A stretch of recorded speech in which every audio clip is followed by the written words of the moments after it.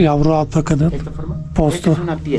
2000 metre derinlikte bulunuyor ve Güney Amerika'nın en derin mağarası olduğu söyleniyor. Aradan akan sular, günahkarların gözyaşları, sarkıtlar ise rahiplerin gözyaşları anlamına geliyor. Herkese yeni bir videodan selamlar dostlarım. Bugün sizleri uzun zamandır ziyaret etmeyi hayal ettiğim Peru'nun kalbinde yemyeşil dağların, rengarenk çiçeklerin buluştuğu Tarma'ya götürüyorum. Burası El Valle Hermosa, yani Güzel Vadi olarak biliniyor. Her köşesinde bambaşka bir hikaye saklı. Hadi gelin bu güzel şehri hep birlikte keşfedelim.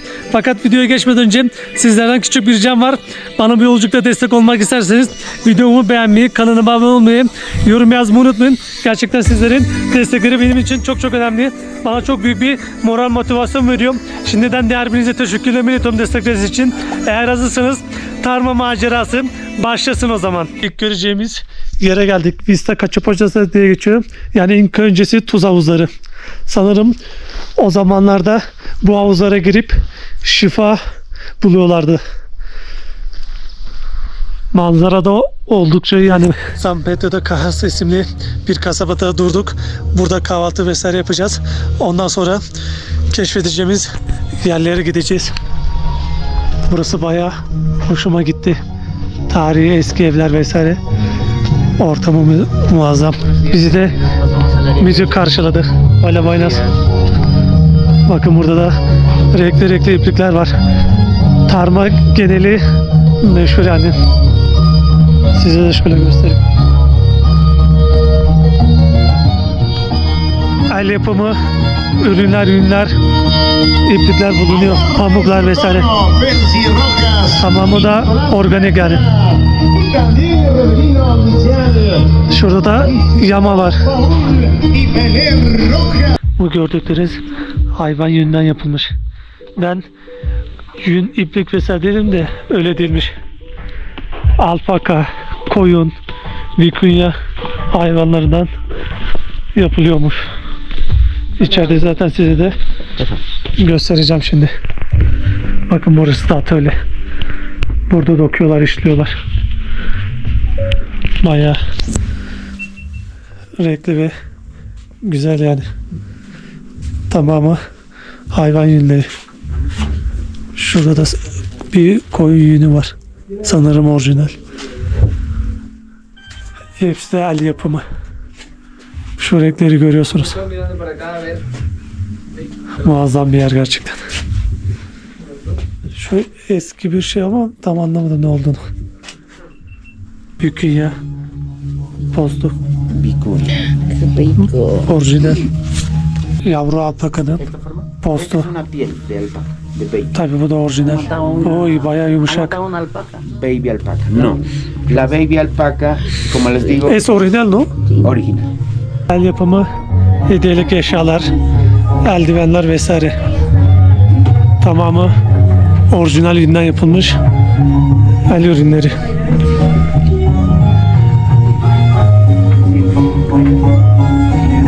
Bayağı yumuşak yani. Bayağı ilginç ürünler var. Çantalar vesaire. Şu çantalar bayağı güzel. Hepsi dediğim gibi artesanal el yapımı. Tek işliyorlar. Şapkalar vesaire de var. Sabah kahvaltısı yapmak için restorana geldik. Şöyle bir patates çeşidi getirdiler. Papa Nativas diye geçiyor. Peru'da bayağı oldukça meşhur. Bir de şöyle peynir kızartması var. Bir de buraya özgü ekmek var. Bayağı güzel yani. Şimdi kahvaltımızı yapalım. Hatta sizlerle de şöyle tadına bakın. Şöyle bir peynir kızartması var. Tadı bayağı iyi. Buraya özgü peynir. Şu da patates çeşidi. Gerçekten tadı bayağı hoşuma gitti. Zaten biliyorsunuz Peru'da 3000 üzerinde patates çeşidi bulunuyor. Hatta şöyle ekmeğin tadına da bakalım. Bayağı lezzetli ve güzel. Hoşuma gitti. Bir de şöyle kahve bulunuyor buraya özgü. Kahvaltı oldukça bayağı iyi. Guruta'da Huacapu'ya geldik. Fakat içeriye girmeden önce size bu harika manzarayı göstermek istiyorum. Şuraya bakar mısınız? Bana burası Huanca'yı anımsattı. Tam şu karşıda dağın içinden şelale akıyor. Buraya da geliyor. Gerçekten muazzam. Eğer Huanca'yı videosunu izlemediyseniz de o videoyu izlerseniz zaten ne demek istediğimi anlayacaksınız. Şu yukarıdan doğru da gideceğiz. Mağaranın içine doğru. Yani Gruta de Huacapa'nın Türkçe karşılığı Huacapa mağarası diye geçiyor. 2000 metre derinlikte bulunuyor ve Güney Amerika'nın en derin mağarası olduğu söyleniyor. Giriş üstüne ödedik, içeri girdik. Burada da böyle restoranlar vesaire bulunuyor. Şurada da bayağı yüksek dağlar var. Bunun da sebebi zaten deniz seviyesinden 4000 metre yüksekte bulunuyoruz. Bu yüzden de nefes almak benim için biraz zor şimdilik. Bu giriş kapısı da 20 metre genişliğinde olup içerisinde sarkıt ve dikitlerin yanı sıra lama, taruka, guanaco, yılan, solucan ve bazı av sahnelerin yer aldığı mağara resimleri bulunuyor. Burası da Tarma'ya 35 kilometre uzaklıkta Palcomaya isimli bölgede yer alıyor. Adı da Quechua dilindeki iki kelimeden gelir. Huaca ve Apo. İlki gözyaşı, ikincisi de güçlü anlamına gelir ve böylece güçlülerin gözyaşları ortaya çıkar. Şimdi şu içeri doğru gideceğiz. Bayağı korkutucu yani. Mağaranın içine girdik. Yavaş yavaş ilerliyoruz. Bayağı ürpertici dediğim gibi. Hem size buraya ilgili bilgi vereyim. Rakas markaya yerleşen Palcomaya'nın ilk yerleşimcileri çok çalışkan, birlik içinde görevlerini yerine getiren, itaatkar ve tanrıların güneşe saygılı insanlardı. Tanrı da onlara her türlü nimeti bahşetmişti. Minnettarlıklarını göstermek için rahibelerin bakımıyla ilgilenen bir tapınak inşa ettiler. Her sabahta şükran sundular. Fakat bir gün kötü bir ruh gelip rahip ve rahipelerin kalplerini ele geçirdi. Kötülük, ahlaksızlık, fesatlık yağdı. Oradan da insanlara da yayıldı. İnsanlar iyice vahşileşti tabi. Şu ışıkla gösterdiğim yerde maymun mesela hayvan figürleri resmi olduğu söyleniyor da pek bir şey gözükmüyor gibi. Neyse biz devam edelim.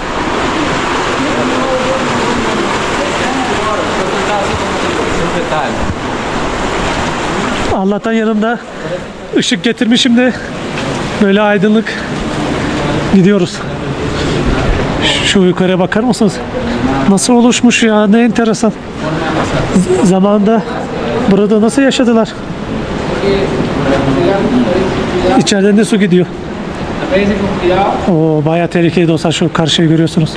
A ver, la persona que está acá ve, la donde estén buscando la luz, la figura de un león. Şu karşıda aslan figürü olduğu söyleniyor. Y van a ver la figura de un león acá, chicos. Ha şurada, La cabeza, evet, la parte de la bayağı belli oluyor. cuerpo, sí, y la parte de los pies. ¿Vale? Ne Y enteresan la ya. lechuza, chicos, está arriba, mira. Şurada da farklı bir hayvan var. La lechuza, ¿está bien? ¿Bien? ¿Esto hecho por la naturaleza? Sí. ¿No metió la mano el hombre? No, no informaciones. Tamamı naturalmiş. El yapımı değil yani. Y acá en esta Şu aşağıdan da su geliyor. La llama, chicos.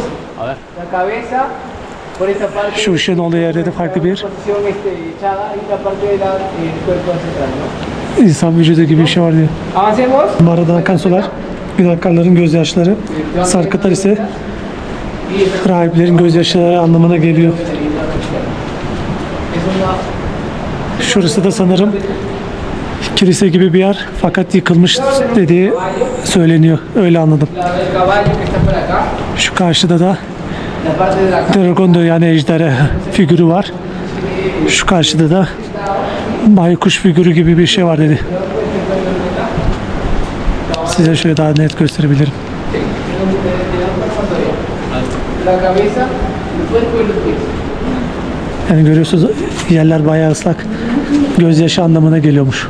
Estamos olvidando el corazón. Tenemos un corazón. Şu deseni görüyorsunuz. Por acá, chicos. İçeri doğru da gidiyor. Hay el corazón, ¿ya? Se pueden dar cuenta, este sería el corazón. Un corazón ahí como información rocosa, ¿no? Pero tiene similar cara a esta casi. Está bien, ¿no? Sí. İnsan yüzüne benziyor. Şurası bir de Esto es el corazón. kalp diyor. Corazon. Ya, chicos. Bien, nos hemos adentrado aproximadamente 200 metros de la Oy. cueva. Más adentro Bayağı etkileyici. no podemos entrar por temas de seguridad. Entran personas profesionales. Más adentro hay Mağaranın en son geleceğimiz yer burasıymış. Daha ileri gidiyor da tabii bayağı tehlikeli. Görüyorsunuz çıkış yerini. Şu gösterdiğim yerde şu atın başımış. Şu da vücut kısmı diyor. Pek ata benzemiyor ama enteresan gerçekten. A ver por acá. ¿Dónde quieres? Farklı farklı hayvan figürleri var yani. Şurada da bir desen oluşmuş.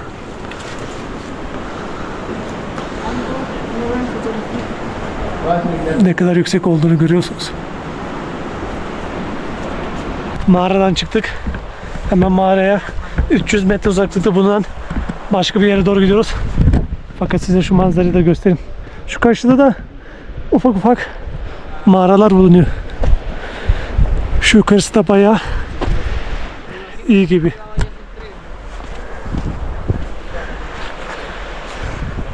Hem şöyle yürüyüş onu da görürsünüz. Bayağı bir zorlu yoldan gidiyoruz. Şu aşağıdan gelmiştik. Kayana Şutku isimli yere doğru yürüyoruz. Şu arka doğru gideceğiz. Fakat şöyle girişte bir kondor pası dedikleri bir kuş türü var. Alt dağlarında yaşayan. Siz onu gösterin dedim. Arequipa ve alt dağlarında yaşıyor genelde.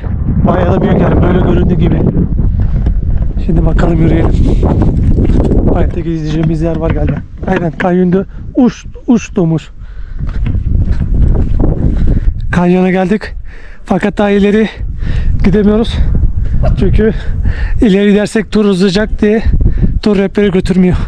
Bakın şöyle göstereyim. Şu yukarıdaki dağları vesaire görüyorsunuz. Şu köprüyü de görüyorsunuz nasıl çıkmış oraya. Şuraya bakın ya. Ne ilginçler.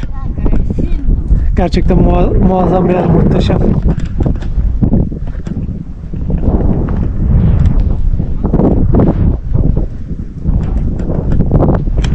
Keşke daha ileri gitseydik iyi olurdu. İleri merak gidiyorum. Belki bir gün yolumuz tekrar buraya düşerse ileri de gidip sizlerle birlikte keşfederiz. Muruhara isimli bir yere geldik. Böyle tarihi önemli bir kilise var. Onu ziyaret edeceğiz. Burada da baya bir restoran bulunuyor yine. Hediyelik eşyalar vesaire de var. Tabii bizim grup nerede kaybettik. Sanırım şu yukarı doğru gideceğiz. Bakın burada yine de hediyelik eşyalar vesaire de bulunuyor.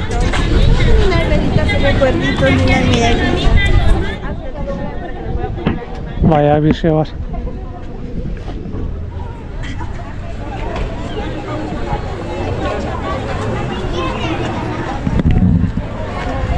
Burası da yine Tarma'ya yakın bir kasaba. Şu yukarıda bayağı bir hediyelik eşya dükkanları bulunuyor yine. Restoran vesaire de var. Şurada da küçük at var. Her şeyi ticarete dökmüşler burada. Wow. Şu yukarı doğru da sanırım kuş bakışı bakabileceğimiz bir yer gidiyor. Şuradaki hediyelik eşyalara bakalım. Hemen hepsi de aynı. Daha sonra belki bir şeyler alırım burada. Kiliseye geldik. Dediğim gibi bayağı önemli bir tarihi kilise. Santuario del Señor de Muruya diye geçiyor. Çarmıha gerilmiş İsa heykeli bulunmaktadır. Kutsal alan Tarma'ya 12 kilometre uzaklıkta Şalakota Tepesi'nin yamaçlarında yer almaktadır. Diriliş ve Rabbin son akşam yemeğini tasvir eden iki duvar halısıyla süslenmiştir diyor. Heykel, cam, gümüş gibi skapula ile korunmaktadır. Muruya Kiçuba dilindeki muru, lekeli ve vayi kelimelerinden gelmektedir. 1827 yılında bir şapel inşa edilmiş. Yani o kadar da eski bir tarih. Şimdi bazen bana şunu da soruyorsunuz. Kilisi vesaire niye gösteriyorsun diye de. Yani aynı bizdeki gibi camiler vesaire nasıl kutsalsa bunlarda da tapınaklar, kiliseler oldukça kutsal ve önemli. Böyle değer veriyorlar. Hafta sonları da gelip burada oturup dua vesaire ediyorlar. Tapınağın yanında da şöyle tesbihler satıyorlar. Aynı buna benzer bizde de vardı. Şu renkte hatırlıyorum yani. Ama bunlar farklı tabi. Şöyle İsa heykeli deseni vesaire bulunuyor. İlginç. Yüzükler vesaire de var. İsa heykelleri. Şunlar bizde de bayağı meşhur. Burası bayağı önemli ve kutsal bir yer. O yüzden böyle bayağı kutsal hediyelik eşyalar bulunuyor. İçeride de tören var tabi. Hafta sonları genelde daha meşhur oluyor. Tabi size gösterebilirsem şöyle göstereyim. Karşıda Papa konuşuyor. Galiba çekim yasak mı bilmiyorum.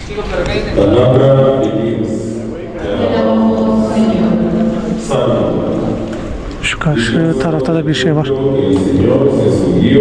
Rahatsız etmek istemiyorum. Şurada sanırım hikayesi anlatılıyor. Tarmı'nın ana meydanı. Peru'nun kalbinde yer alan ve El Valle Hermosa yani Güzel Vadi olarak bilinen tarihi bir şehir. İlk yerleşim izleri 20 bin yıl öncesine kadar gidiyor. İnka döneminde Pachakutik tarafından fethediliyor. Daha sonra Tarma'da 1820'de Peru'nun bağımsızlık çağrısını yapan biri oldu ve bu yüzden de seçilmiş şehir ünvanını aldı. Bugün yemyeşil dağlar, çiçekleri ve sıcakkanlı insanlarıyla ülkenin en özel duraklarından birisi. Şu yukarıda da tarihi evler vesaire bulunuyor. Baya güzel bir yer. Şurada da kuş bakışı bakabileceğimiz bir yer var. Hoşuma gitti yani meydanı da büyük. Tarma turumuzun sonuna geldik.